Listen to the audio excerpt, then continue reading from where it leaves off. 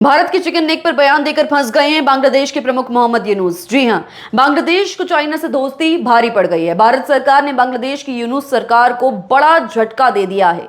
भारत ने बांग्लादेश को दी गई एक अहम ट्रांसशिपमेंट सुविधा खत्म कर दी है।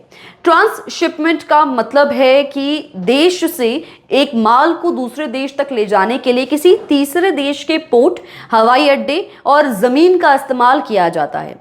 भारत की जमीन का बांग्लादेश के जरिए इस्तेमाल किया जाता था, लेकिन अब भारत ने यह सुविधा रद्द कर दी है, जिसके बाद नेपाल, भूटान और म्यांमार जैसे पड़ोसी देशों के साथ होने वाले बांग्लादेश के व्यापार पर असर पड़ेगा।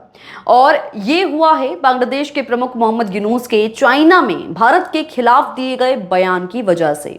मोहम्मद यूनुस ने भारत के चिकन नेक पर बयान दिया, यानी कि वो कनेक्शन जो भारत के पूर्वोत्तर के राज्यों को भारत के बाकी के राज्यों से जोड़ता है।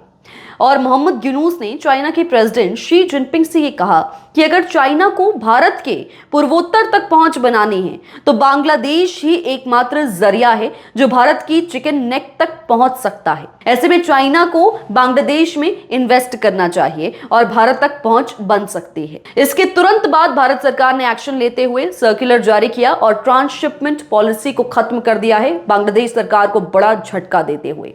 ऐसी और वीडियोस के लिए देखते रहिए जी भारत। मैं हूं दीपाली सिन्हा।